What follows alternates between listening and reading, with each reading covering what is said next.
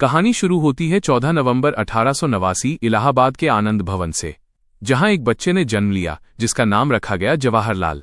ये बच्चा अलग था, चंचल, जिज्ञासु, हर चीज को समझने वाला, जैसे उसकी आंखों में पूरा भारत बसता हो। उसके पिता मोतीलाल नेहरू इलाहाबाद के प्रसिद्ध वकील थे।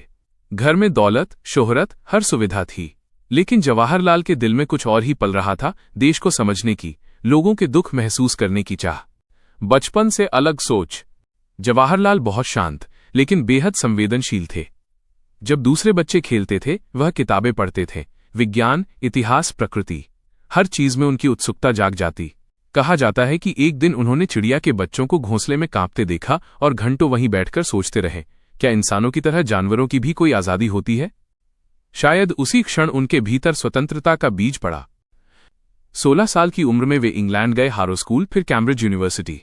बौद्धिकता तो थी ही, वहां रहकर उनमें अनुशासन, आधुनिक सोच और समाज को समझने की क्षमता और गहरी हुई। लेकिन इंग्लैंड के शानदार माहौल के बीच भी उनके मन में भारत की तस्वीर बसती थी। गरीब किसान, झोपड़ियां, दबी आवाजें और एक सवाल, क्या मेरा देश हमेशा ऐसा ही रहेगा?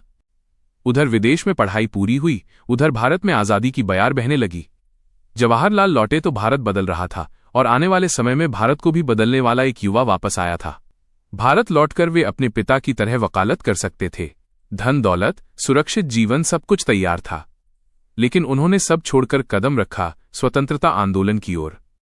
1916 में उनकी मुलाकात हुई महात्मा गांधी से, मानो दोनों एक दूसरे के लिए बने हों।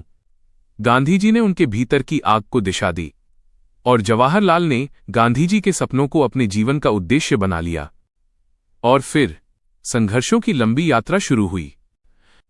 जेल, संघर्ष और त्याग की कहानी।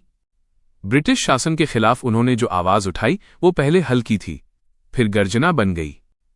Non cooperation movement, Simon commission का विरोध, सविनय अवज्ञा आंदोलन, भारत छोड़ो आंदोलन, इन सब में नेहरू सबसे आगे दिखते थे। जीवन में 9 बार जेल, महीनों, कभी कभी वर्षों तक कैद। जेल में वे अकेले होते, लेकिन टूटते नहीं, बल्कि और मजबूत होकर निकलते। जेल की कोठरी से वे अपनी बेटी इंदिरा को पत्र लिखते थे, बेटी, जीवन का असली आनंद संघर्ष में है, जीत में नहीं। ये पत्र आज भी प्रेरणा देते हैं। निजी जीवन में संघर्ष। सबको लगता होगा कि नेहरू का जीवन आसान रहा, लेकिन ऐसा नहीं था। उनकी पत्नी कमला नेहरू लंबे समय तक बीमार रहीं।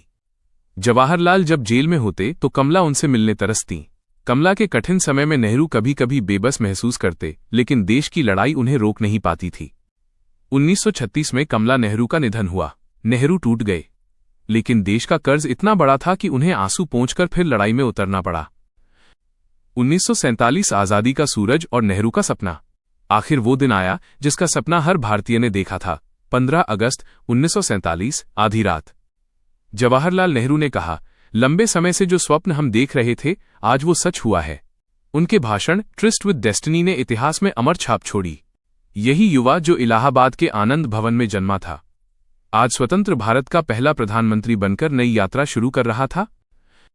देश निर्माण का कठिन दौर। आजादी मिली, लेकिन ये तो शुरुआत थी। देश ताजा ताजा बटा था, दंगे भड़क रहे थे, करोड़ों लोग विस्थापित हो चुके थे, आर्थिक हालत खराब, संसाधन कम।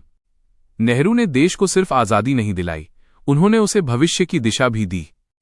देश के लिए बड़े बड़े बांध, temples of modern India, IITs की स्थापना, AIIMs की स्थापना, इसरो की नींव रखने वाली सोच, गुट निरपेक्ष आंदोलन, लोकतंत्र को मजबूत बनाना। उनके हर निर्णय के पीछे एक ही सपना था, भारत को आत्मनिर्भर और दुनिया में अग्रणी बनाना। जीवन का अंतिम अध्याय। नेहरू ने अपने अंतिम समय तक देश की सेवा की, कभी आराम नहीं किया, कभी हार नहीं मानी। 1964 में 27 मई की सुबह भारत ने अपना चाचा नेहरू खो दिया।